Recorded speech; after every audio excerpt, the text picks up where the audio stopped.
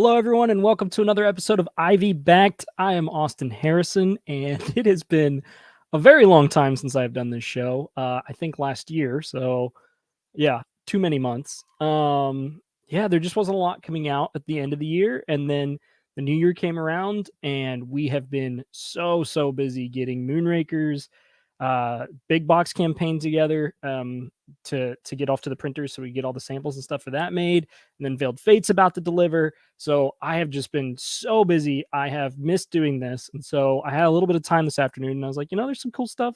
There's some cool stuff that's launched. I should check those things out. And then I also have a selfish reason for doing the show today, which we'll get to in a second. But yeah, I've missed doing this. I hope you have missed seeing it. You might not have. You might have been like, oh yeah, I forgot this show existed, and that's fine too. I'll just be sad. But I was really excited because there were two things I was already interested in backing before I started researching for today's show.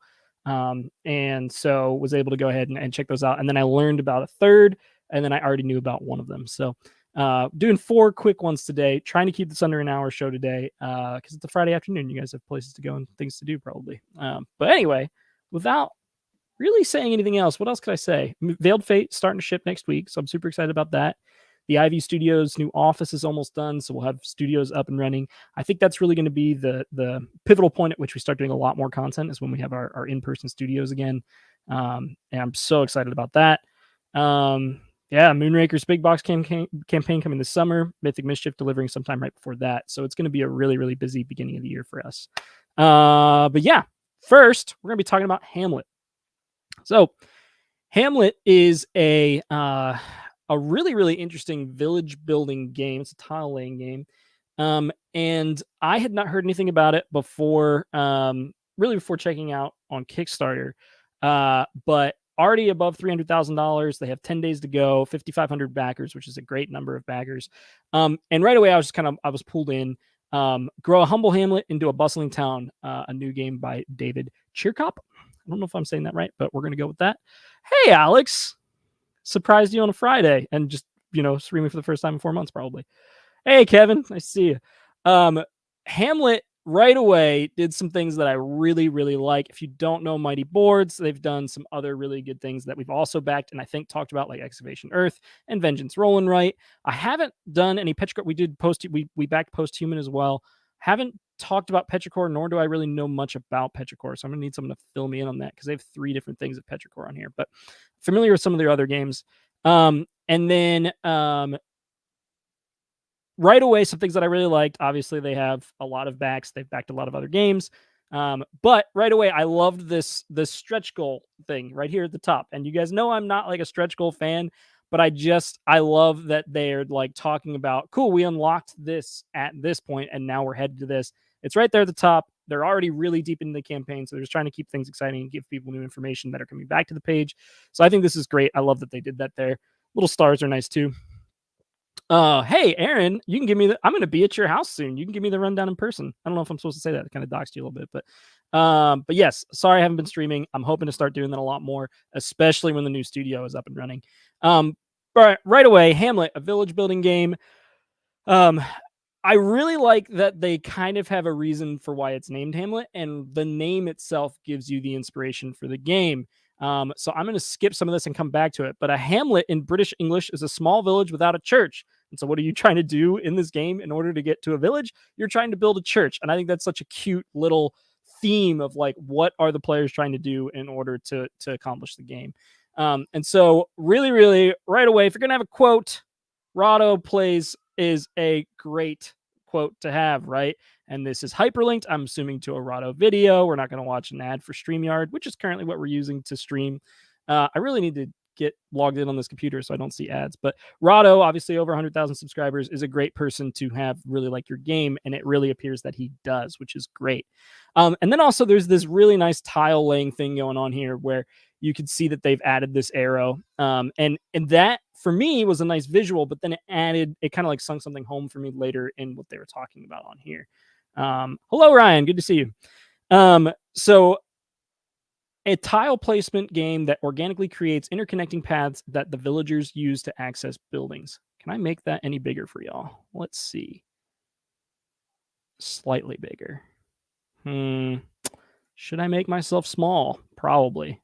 Y'all tell me. Anyway, the distance between buildings matter as resources need to be transported from one building to another. This leads players to construct boards where no two games will ever feel the same. So suddenly, these like this arrow from the quarry to the stonemason makes a lot of sense, and I thought that was really interesting. That they kind of like showed that just with like one of their key art images, but it's actually hammering something home. That's a key mechanic of the game.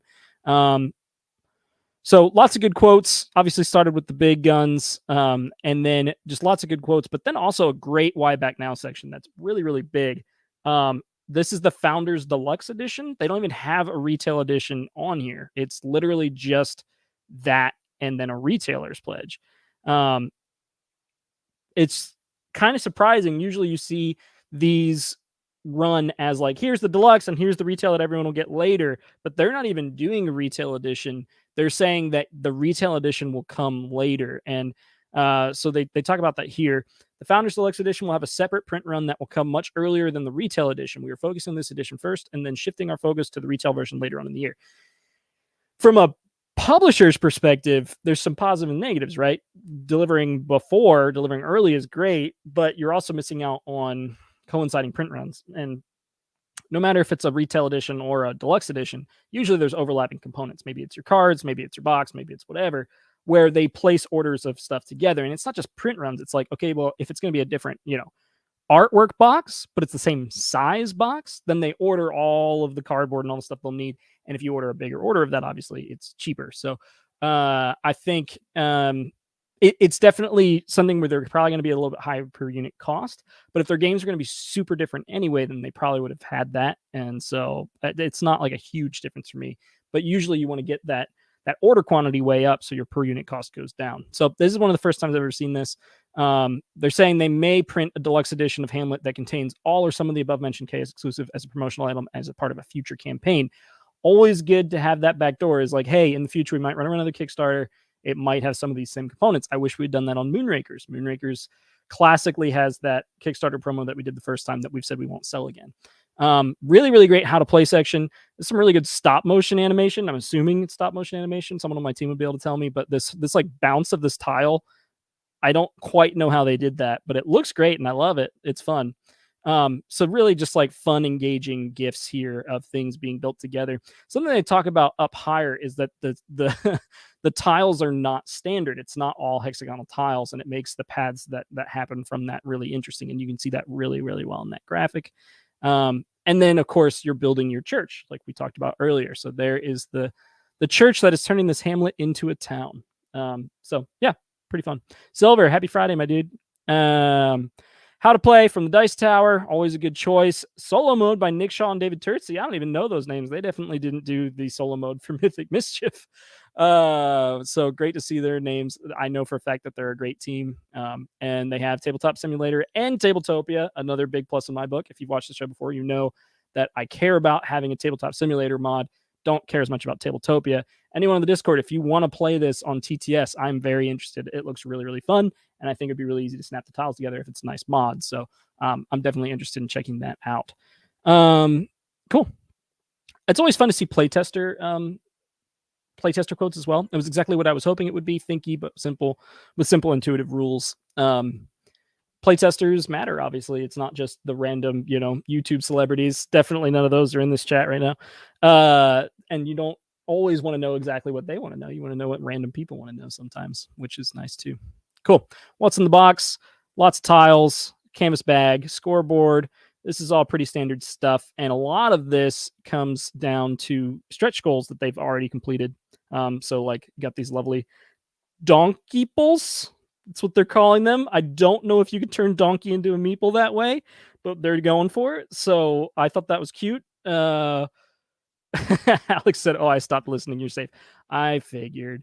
Ryan, thanks for showing up. No worries. Definitely come back and check out the section on Malhya. I really liked how they did their page. Got some metal coins and got your 3D church. Gnarly Carly did a quote too. Hamlet is the village builder of my dreams. That's a good quote. Cool. So they've got just the 2 pledge levels. One's the base, and then one is the one for retailers. So not really any choices there. Stretch goals that we were talking about, there's the Donkeybles, alternate church tiles. They're way past all of this. They've got storage solution, which I know people in our Discord really, really care about. So I was really happy to see that when I saw that. And now they're working on these custom shaped bridges. I wish I could tell how close we were to that. I can if I come up here and I could see that, hey, we just passed it by 3,000 euro. They haven't updated the page yet. But I do wish that the stretch goal, because a lot of your audience is just going to be working in USD no matter what you do, these stretch goals should have it in euro and in USD. Just because I'm an American and I'm stuck up, I'm saying that like it should be in both. Just for easy conversion for us stupid Americans who can't do math quickly. Hi, human. All right, social challenges. They're nailing those. Nothing like super, unique. Not like Flamecraft, who had these amazing social challenges and puzzles and all kinds of stuff like that. But it's nice nonetheless. It's just not like groundbreaking. Previews are way at the bottom. This is like 7/10 of the way down the page, and you have some really, really great ones. I could have seen a couple of these higher in the page and been happy, but we did know that Rado had played the game and there was that link, like I said, so they did link it a little bit. I think it'd just be good to have one of these or two of these up a little higher. And look who that is, Alex. I know you're not listening, but your pretty face is on the camera. So anyway, pretty standard as far as that goes, but I really did like a part of these. I like that there's a quote with all of them. I like the way they did their names. The clouds, I think they are coming into the page, kind of just obscures some of the image. I think like just make that a little bit slighter around the edges, and I would love this. Like Carly's head is half gone, and so are half the other people's. Alex's is perfect. It's like they used the template, like they looked at Alex and they were like, this is going to be an amazing template, and then they just applied it to all the other images. But other than that, I really like it. $12 shipping is really cheap for the USA. Oh no, excuse me, it's 12 euro. Yeah, so that makes sense. That's about what I'd expect. So yeah, just Americans, we always assume things are in dollars. But yeah, what about VAT? It's important to note that VAT is a sales tax that is separate from importer tax duties. For Europe, we are obliged to collect and pay VAT on the total. Where are these people? Why is it in euro if they're talking about VAT like they don't live there?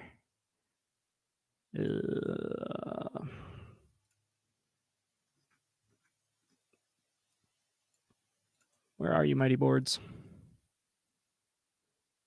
Where do I usually get this information? Massachusetts. Why is everything in euros?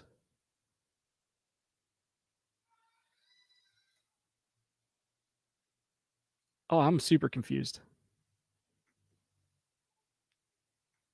Does anyone in the chat? Well, thanks, Alex. Does anyone in the chat know why a company in Massachusetts, right? Somerville, Massachusetts. They're international. I don't understand, but that's fine. I just don't understand why it's in euro if they're international, but their Kickstarter says it's in Somerville, Massachusetts. But that's fine. I love this page. I have very small gripes, literally just the pricing structure of like how they present that, and then the video coverage. But the game looks fun. It's really well presented. They are trying to take care of Kickstarter people first by going direct to print really quickly on that and making it very unique and not saying, here's your retail edition, here's the Kickstarter exclusive edition. So I think it's a kind of a no-brainer, especially based on Board Game Co.'s quote, based on Rado's quote. I think that overall it's looking really, really nice. So yeah, and they're doing that the way that I would expect to be done, which is good.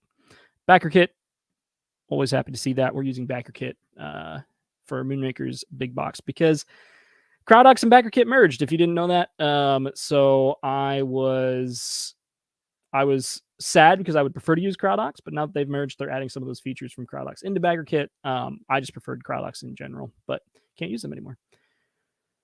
Oh man, yeah. Human says I just broke down today and started looking at the campaign page. Yep. Yeah, I'm really happy with this. They're doing great. Definitely backing Hamlet. All right.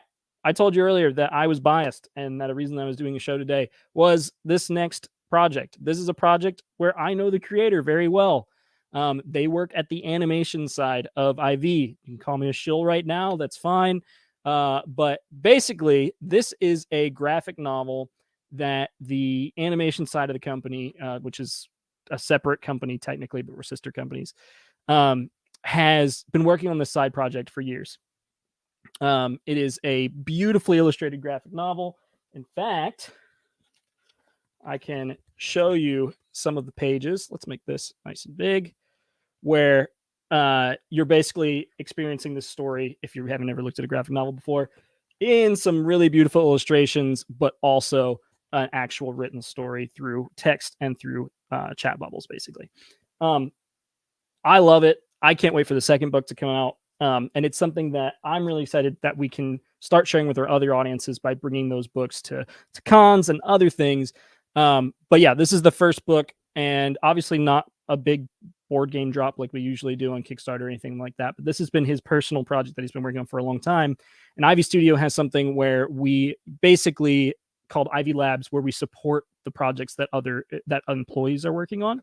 And so this is one of the first ones that's come to actual market, where they had been working on this on the side and the studio came behind them and helped them launch it. And so it's got 6 days left, and it's at $8,400 out of a $10,000 goal. Some of the cool things that I like about this, it was really funny. It's a first created, it was zero backed.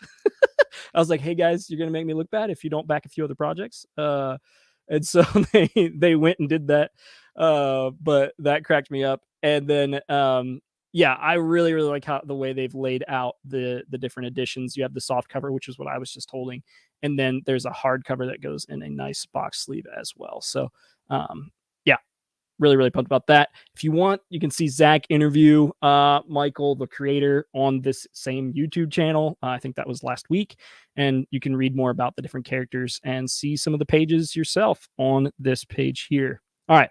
I'm not going to go too much into this because I don't want you guys to think, oh, he's just doing this to sell this. Although there is a hand-drawn ink print level, which Michael's an incredible artist. So definitely worth checking out. Oh, yeah, you can't see the page. No! Thanks, Ian. There's the hardcover edition and the softcover edition. And then some of those pages. And then he has a hand-drawn ink print section there as well. But yeah, you can see some of the behind the scenes and kind of like where we're at. He's already writing the second book, maybe almost done illustrating the second book.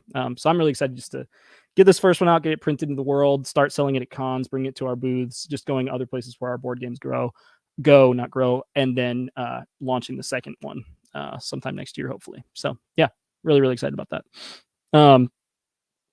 Cool.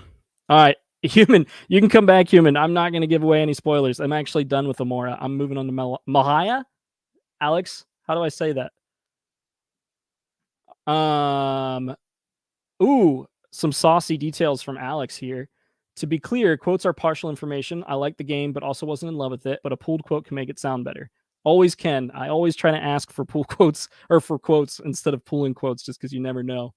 That was in reference to Hamlet. But thank you for that information, Alex. I'd always play it, but in the current form, probably wouldn't request to play it. Good to know. That's like a 3 or a 4 on your scale. I can never remember your scale exactly. Cool.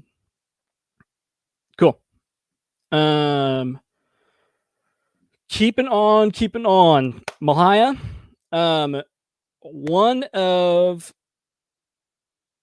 Okay, so there are a lot of campaign games out there. We've talked about Iridia, we've talked about Gloomhaven, we've talked about Frosthaven, we've talked about just tons and tons of campaign games, right? What I thought they did really well on this page is the page itself exhibits some of the differences just in the way they laid out the page of how it's different from other games like that. And anytime they do that, I think it's special. And so I wanted to talk about that specifically. Lots of campaigns do some of the stuff I'm going to point out right away, which is they have different language versions right away that you can see really clearly. Day 4 out of 16. I wish we did that on our projects. Why don't we? I don't know, probably because I forget. But it is definitely, yeah, Human saying that it's from the company that did It's a Wonderful World, It's a Wonderful Kingdom. Both of these, well, sorry, not both of these. It's a Wonderful World is one of our Discord's favorite games. I have backed It's a Wonderful World, Daimyo, and It's a Wonderful Kingdom, and now probably going to back this. But very different game than the other games that we just mentioned. But yeah, one of the things that I want to talk about is that it is kind of a choose your own adventure game. And I love also that they put time infinite, which is funny. 6 years in development is what they're saying right here. One of a kind experience. So they're right away trying to say like, hey, this isn't just another campaign game that we threw together during the pandemic, I think, which I think is good. And then a deep, gripping narration based on a choose your own path structure, right? So they talk about this choose your own path multi-branch scenarios, and they have these blue numbers that you can see. And that's obviously how you're kind of choosing your path. All right, so right away it says, upon awakening in upper lands of Malhya, you have so much to learn about this world. If you want to see what can be found in Malhya, go to 1. If you want details on your incoming adventure, go to 3. The page is marked with these ones. Come on down. Did I pass it? I don't think I did. I think this is just all what's in the box. Oh, I did pass it. Nope, I didn't. 2. 4. I passed 3 somewhere. I wish this had a good outline, just like GameFound. One of the good things GameFound does. Gameplay. There we go. So I thought that was really fun structure that they did where they're trying, obviously I didn't exhibit it very well, but they're trying to convey to you that, hey, this is a choose your own adventure game. And we're literally telling you that with the way our page is laid out. Aaron, I'm full up on dungeon crawlers. Do you think there's a limit on the market for adventure, dungeon crawler, story focused games? Aaron, 100%. That was going to be my next point. I kind of already said it with, another one that came out during the pandemic. I have Gloomhaven. I've played 40 scenarios, maybe. I have Frosthaven coming. I backed Iridia. I have, how many other ones do I have? I have at least another one. I'm blanking on what it is right now. But how many campaign games can you have? In fact, I scrolled down here, which I think their heroes look really, really nice. The sculpts look really nice. I think the player boards look really interesting, and there's a lot going on compared to some of the other games that I've played recently in that world. But I got down to the kind of like what's in the box section, and all of these, all of these terrain pieces came out, and I was just like, oh man, I had like a flashback of like trying to get all the terrain pieces back into the Gloomhaven box, and I was like, oh, that hurts to try to do. But I do think having it be choose your own adventure makes a difference for me, because my favorite parts of Gloomhaven sometimes are the road and the city cards. It's like, oh, I love that. Like we had to choose something and something happens because of that. It's not just like an on rails experience like a lot of the games are. Now, yes, there are games in, like Gloomhaven where you're choosing your next mission, you're choosing where you're going to go. You might miss out on missions because you didn't choose to go there. I'm not saying it is on rails completely, but I really like the idea of like decisions that really, really matter, where you're just like, yes, we're going to go this way or this way. And so I think that's really interesting, and I love that they built it into their page. Human, you're probably alone on that. Human says, I actually wish there were colored vinyl standees instead of minis. I wonder when that's going to switch, because I do see that sentiment a lot where people are like, I don't want a mini. I have 800 minis and they're expensive. They take up tons of space and they're hard to put back in the tray. Just give me a colored vinyl thing. I think that people will want to do that. Like Skinny Minis is a good example of like a campaign that did really well that was basically focused on exclusively that. Then I saw this exploration booklet where you're like, that's how you set up the thing. And I was like, just make the booklet bigger and put the map on that. Like, but there's games that have done that too. So I don't think that was necessarily the answer for the amount of stuff in the box. Okay.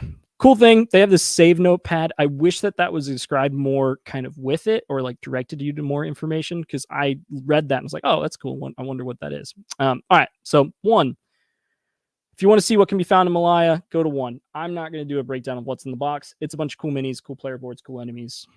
If you're deep details on your upcoming adventure, go to number 3. So we're going to do that again. Skippity, skippity, skippity, skippity. Lots of cards, lots of dice, lots of cubes, lots of gems. Crystals, I think, actually. Stretch goals. Everything looks in order. It's time to start your journey. If you don't feel you're properly geared up, go to 2. If you want to know how your equipment works, go to 3.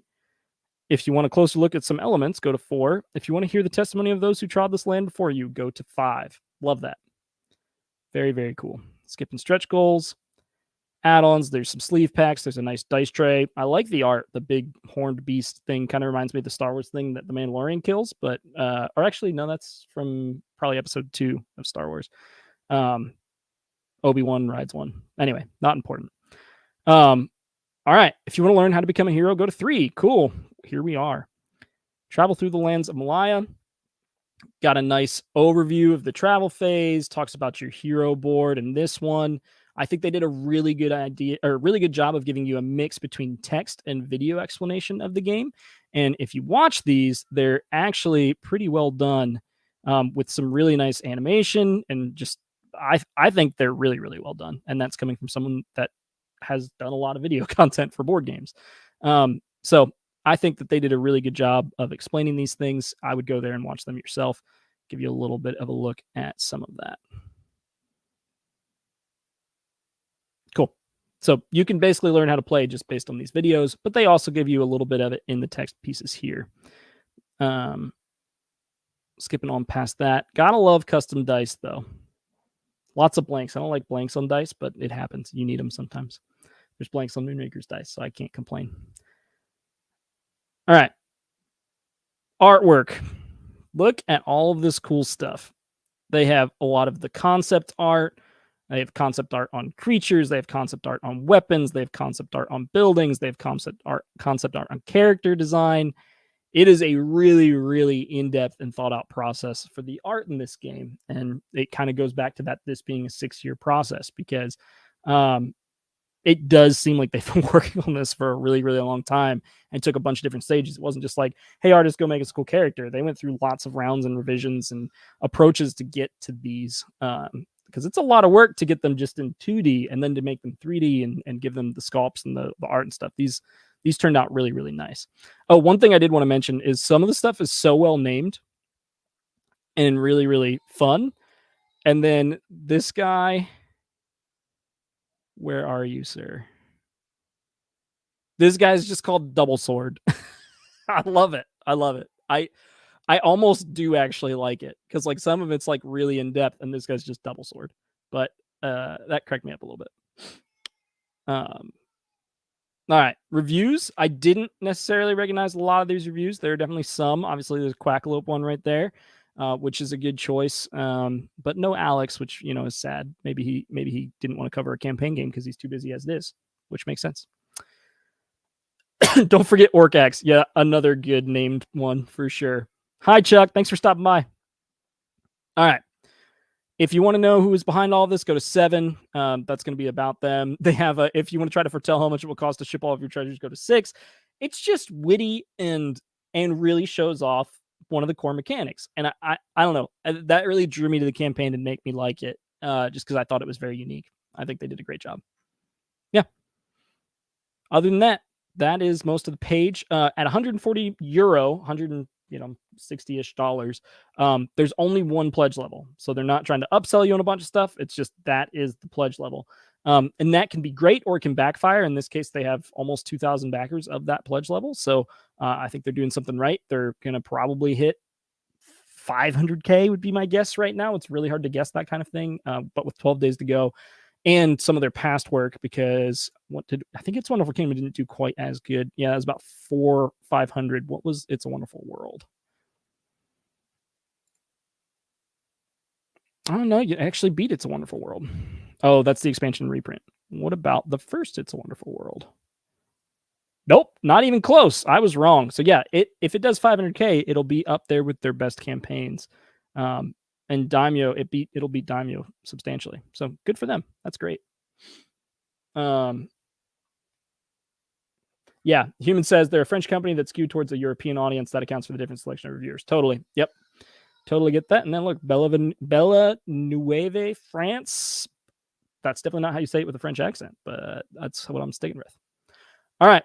Last one. I said I was going to try to make this episode short, so I'm kind of blowing through these instead of going over each and everything.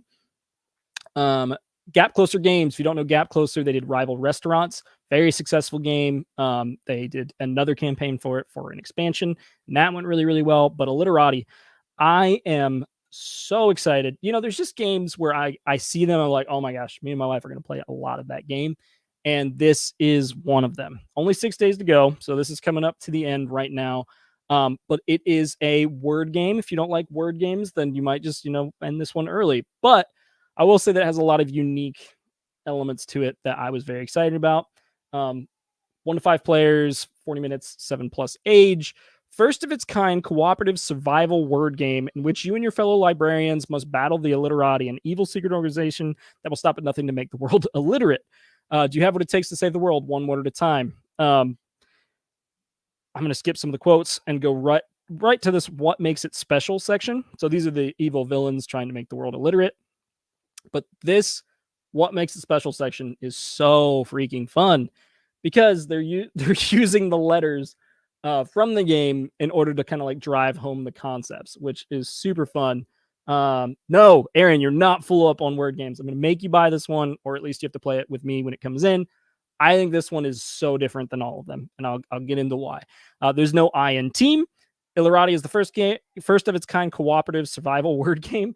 It's like a it's like a a co-op, it's almost like a pandemic, but you're spelling instead of stopping a disease. Is kind of what they're saying right there. Rare blend of skill and creativity where you'll need everyone to play to their strengths. A Scrabble wizard, which is my wife, might help you survive to the next round, but if you want to win, you also want the strategic mind of a pandemic tactician, otherwise known as a quarterback, which is me, and the creativity of a category's champion. So I love that it's a game where it's not all the same skill set to win, but it is cooperative. And so I think that that's really fun just from the get-go. And it's also really interesting that they chose to focus on that. Like this is like the first element that they're featuring on the page of like, why would you be interested in this game? But there is a me, which is hilarious because there's a solo mode. Is a dynamic face-paced Scrabble. The solo mode turns an Illiterati into a brain-teasing puzzle that will put you between a noun and a hard place. It's just really creative writing as well. Set up and play with ease. Ease. I'm guessing to play on ease as in easy. Lightning fast setup. Go from box to play in under a minute. Difficulty ranging from A to Z. So you think you're hot stuff? Try turning up the heat with several levels of difficulty that would make even Jane Austen lose all sense and sensibility. Like I said, just good writing, which makes me excited to play the game, right? All right. Villains that will make you go OMG. Each villain has a unique playstyle that will force you to adapt to new strategies. The longer the game goes on, the stronger the Illiterati get. These dastardly villains will do everything in their power to eviscerate your vowels, confound your consonants, and butcher your books. It has the X factor. Each round, your team will face with pivotal decision. Do we go all in and try to bind a book before time runs out, or do we abandon ship and live to fight another day? Choose wisely. One wrong word could spell disaster. Okay. I've now read this entire page. I don't normally do that, or I try not to do that because it seems boring to watch me read a page. But I thought the writing was so unique, and I love just this section of using their tiles to be the headers. I think it's just a really, really, really well done. Lots more quotes. Someone from Origins Game Fair. If you love word games, but Scrabble nearly destroys your relationships, then you need to try Illiterati. How to play. You draw a book to reveal your objective. You have to spell 8 letters to spell. Use at least 8 letters to spell foods using at least 3 of these green token things. All right. What food has C in it? Rice does. Anyone got an A? So you're trying to figure out, okay, how are we going to use words or letters in order to spell words? So they have rice, bacon, yes, and a K that's just left over. What do we do with it? And so it does seem to have that like panicky, oh my gosh, like someone figure out a word that uses this A. Oh, what do we do with this word that we're not going to use? And so it just seems like a really fun moment of panic, but fun. Kind of reminds me of what's the game? Oh, I'm not going to think of it, but I played it on Before You Play's channel, and it's just so much fun where you're trying to spell things with this hand, but you're trying to answer a question over here. It's so difficult. Cool. Anyone who has a 3-letter word must discard 2 letters from any of their words. All right, we're going to keep going past this how to play stuff. But components, standard edition, $35.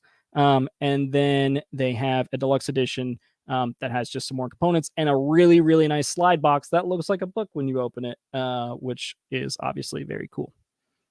All right. I'm going to skip through some of this. You can see kind of them changing things around and spelling them, and just giving you a little bit more how to play. I'm going to skip some of this how to play stuff.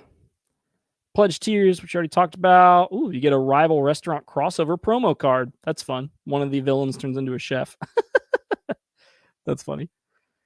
Sleeves, social stretch goals. All right, some more stretch goal stuff. They're pretty far down this. Linen finish and a thicker box is the next stretch goal. Cool. All right, so that's this campaign. They got Before You Play, which I think is an excellent choice. They seem to be great people to play this one. Kickstarter page critique. Quackalope. Alex again. Would you look at that? Alex, what do you think about this one? If you're still here, you probably had to run because it's late and you have kids. Following shipping rates are in US dollars. VAT sales and taxes are not included. Very good. United States, $10 is pretty cheap for shipping, but it's a small box. It kind of makes sense. But yeah, I already backed this. I'm very, very excited about it. I have Rival Restaurants as well. I haven't played Rival Restaurants. We need to get that to the table, but excited to get this one. I think this is going to be a very easy one to get to the table for my family. So yeah. Let's see. I don't usually like it when the retailer pledge is higher up than the other pledges, but it's obviously a retailer pledge. It's just a deposit for verified brick and mortar stores, so it's not super confusing. It's just, usually you'd want that deluxe edition or your standard edition to be what people see first. Cool. Backer kit again. I've seen a kind of a swing back to backer kit recently, where a lot of things are being promoted and being run. So Bagger Kit will do marketing for campaigns. So a lot of things being promoted by them, and then it'll run through them for the pledge manager as well. Cool. All right. Well, that is all 4 of what I was going to cover. So Hamlet, really fun tile laying game where you're trying to build a village from a hamlet by building a church. Kind of spatial play on how close you can get certain things to each other that need the resources. So the example that I gave earlier was a quarry to a stonemason. Really excited about that. Emora, the Ivy Labs graphic novel that someone in our company has been working on for a long time that we launched, has 6 days left. I think that's Tuesday. Malhya has 12 days left. A campaign game that has a really fun, unique choose your own adventure and a unique page that integrates that choose your own adventure into the page, which I really like. And then, yeah, Illiterati, word game, cooperative, but also survival. I think that's such a fun combination. They had a blast in that branding meeting, I think. But yeah, really, really fun. Cool. I don't like word games, but want that Rival Restaurant Chef. Chuck, remind me. I will hold on to that Rival Restaurant Chef for you. You can make that happen for sure. But yeah, thanks for watching, y'all. This felt good. How long have I been on? I can't even see. It usually has a timer there. Oh, yep, 37 minutes. Y'all, I did it in 37 minutes. Maybe I can do the show again. I couldn't do it because I was going an hour and 15 minutes instead of less than an hour. So I would love to keep doing this show. It's just like I'm doing it anyway for research. I'm getting on and like looking at what's out there and just kind of seeing, what everyone's working on and the cool games. But it's definitely always a fun part of my week to do this. Maybe I should do it on Friday afternoons. Tuesdays are so hard for me because we have our production meetings on Tuesdays. So if you like it on a Friday afternoon, let me know in the comments and I'll try to do it more on Friday afternoons. Plus everything's launched already and I can kind of take my time and look at things across the week and then just do the show on Friday. It would be a lot easier than cramming everything on Tuesday right after they launch. So I like this. Let's try to do it more on Fridays. Cool. Thanks for being here and hopefully I'll see you next week. Maybe, maybe not. It depends on what launches. If something really exciting launches, let me know and I'll try to cover it. Talk to you later.